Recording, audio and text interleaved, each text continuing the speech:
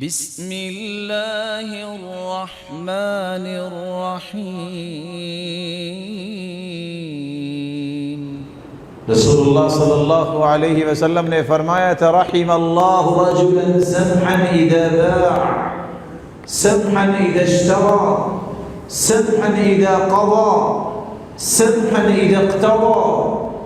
چار لوگوں کے لیے اللہ نے رحمت کا وعدہ کروایا ہے پیغمبر کی زبان سے، جو خریدتے وقت نرمی اختیار کرتا ہے، بیچتے وقت نرمی اختیار کرتا ہے، فیصلہ دیتے وقت اور تقاضا کرتے وقت نرمی اختیار کرتا ہے۔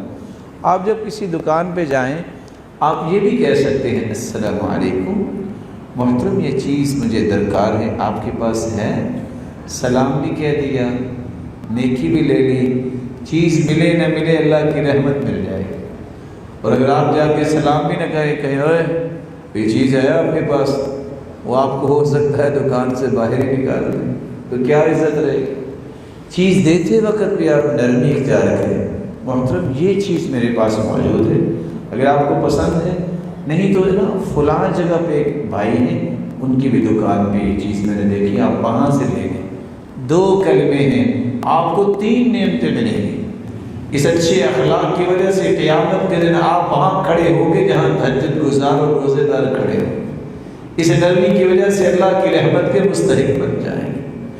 آپ نے ایک ایسے شخص کو راستہ بتا دیا، صحیح دکان پر پہنچا دیا، یہ آپ کے لیے صدقہ لکھا جائے۔ حق ادا کیجیے، نرمی کو نہ چھوڑیے۔ ان الرفق لا يكون في شيء الا زانه ولا ينزع من شيء الا شانه۔